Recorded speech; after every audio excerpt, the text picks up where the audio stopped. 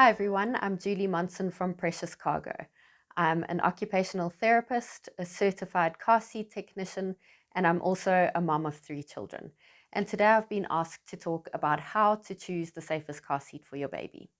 So as a first-time parent, it can be quite daunting knowing how to choose a car seat, what points you need to look out for, and how to decipher a good car seat versus a bad car seat.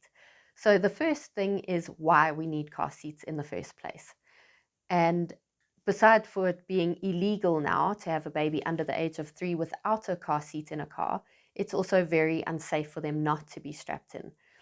And this is due to their anatomy. So the first thing is that babies have disproportionately big heads compared to the rest of their bodies. They also have very weak neck muscles, and that means that they're holding a heavy head on a very weak neck. And this is compounded by the fact that they have underdeveloped joints, they have loose ligaments, and also that the cartilage in their spine, this being cartilage, soft and bendy like your ears, that hasn't yet turned into bone, which is hard. And that process of ossification only begins at the age of 2 and isn't likely to have completed until they are 6 years old.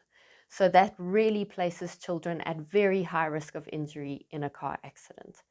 So weak ligaments, loose joints, underdeveloped skeletons, big heads on a weak neck, that places them at high risk of having a spinal cord injury, a head injury, or even death. The second point to consider is what seat is suitable for a newborn. So infants require a group 0 or a 0 plus car seat, and that classification indicates that it's approved from birth. And you can tell this by flipping a car seat over to find this orange sticker over here that will indicate that it's a group 0 and that it's approved from birth. So there are 2 types of car seats that are approved from birth. You get an infant seat like this one that is purely for infants, and you get multi-stage seats. And those are approved from birth until 18 kilograms, 25 or 36 kilograms, depending on the model. And although those seats may be approved from birth, not all of them are suitable or fit a newborn safely. And if you think about it, a seat that's designed from birth until age 12 won't accommodate all the groups or all the stages of development properly. The unique and delicate postural needs of a newborn are very different to what a 12-year-old needs. So those seats generally don't recline enough for a newborn, and that poses a risk of the baby's chin falling to their chest, which can restrict their airway. And also those harnesses are often too high above their shoulders, which then means you can't strap a newborn in securely enough. So we recommend rather using a group 0 plus car seat that is dedicated especially for newborns. The third point to consider is if you're going to buy new or second-hand. Now, a car seat is a life-saving device, so if at all possible, try to buy a new car seat rather than second-hand. The concern with second-hand seats is that unless you buy it from someone you know and you trust, it's often very difficult to get a clear picture of its history and the state that it's in.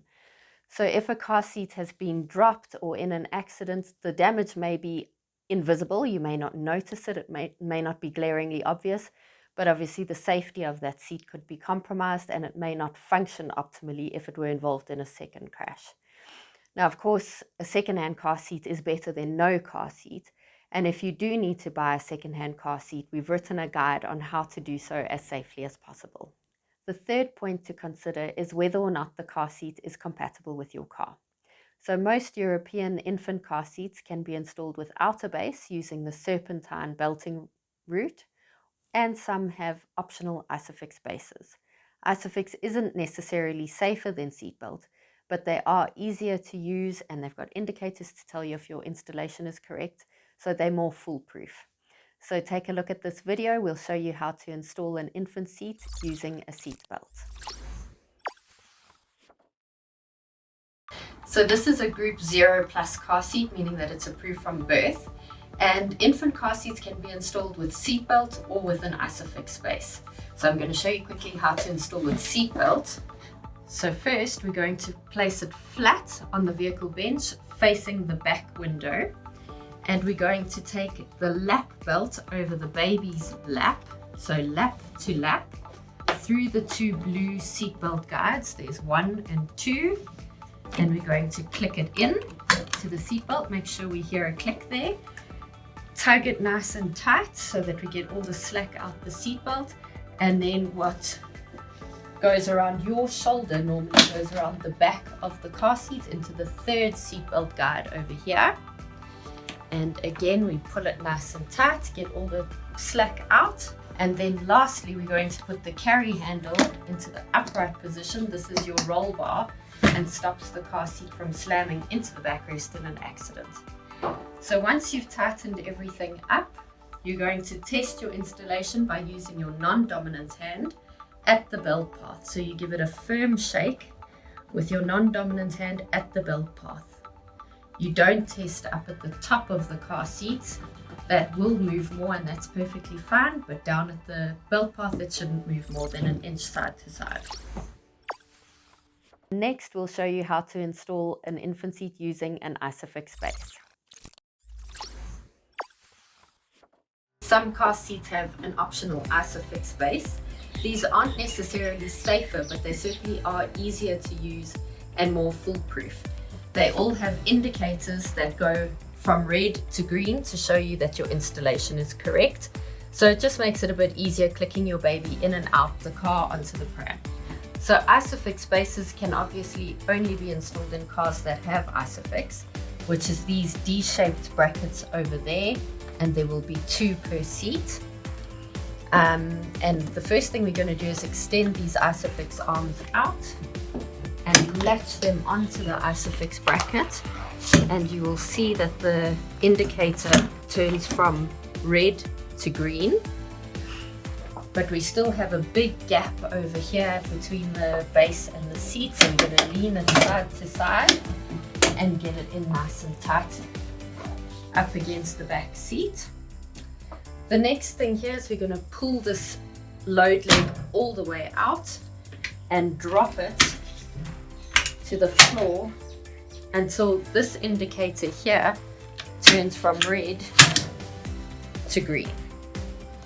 And then lastly, we're going to stick the car seat onto the base and give a little jiggle until the very last indicator turns from red to green. And now to show you how to put the baby in the car seat. Before you put your baby in, you're going to loosen out the harness just to get everything out the way. And you're going to place your baby's bottom towards the back of the car seat, making sure that your baby's hips are straight. So just adjusting everything there. And then for rear facing, which all infant car seats are, the harness should be level with the shoulders or within an inch, which is 2.5 centimeters below the shoulders. So for rear facing car seats, this harness needs to come from shoulder level or within an inch below the shoulders. So here we can see that this is too high up. It's coming from above the shoulders. So we're going to lower it into the lowest setting until it is level with the baby's shoulders. I'm going to put the 2 buckle pieces together and click it in, making sure you hear that click. And then very important is that you pull this harness snug. So if we pull it like that, which is where we see most parents would stop, if you can pinch this webbing, it is too loose. And in an accident, a baby can be ejected through the harness. So it's really important that this harness is snug on your baby.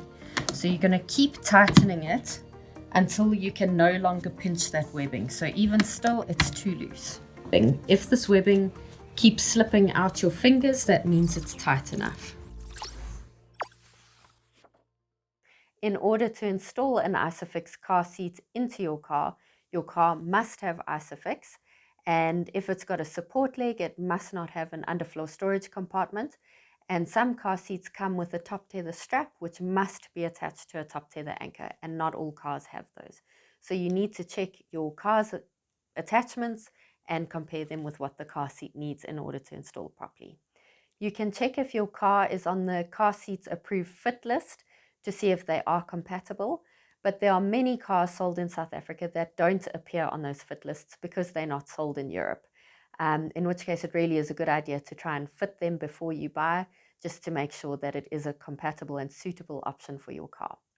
Just to add that we offer face-to-face fittings here in Johannesburg at our showroom, but if you're not able to come in or you'd prefer to stay away due to COVID, we also offer video consults where we run through our checklists to make sure that it's going to fit and that it's suitable for your car. And the last point to consider is the research. So all car seats sold legally in South Africa have to pass either the R4404 regulation or R129. All seats that are approved for legal sale in South Africa should appear on the NRCS homologated list. If a car seat you are considering is not on that list, it may be an illegal or a fake car seat. The ECE mandatory crash testing that is done, those results are not published. So it's a pass or a fail. If a car seat fails, that test would never know about them. They'd never hit the market. But if they pass, they're legal to sell and available in the shops. However, because those results are not published, we have no way of knowing how it performed in a crash, whether it scraped through or it excelled its pass or fail. There are some seats that are selected in Europe for additional and more stringent crash testing that's done independently, either by ADAC or NAF or Swedish Plus. There's a few of them.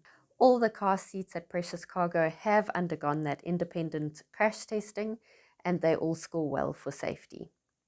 Thank you so much for your time. I hope that this has been useful, and I hope you now have the knowledge that you need on what to look for when you're choosing a good car seat, and that you're able to make the best decisions for your baby. Bye.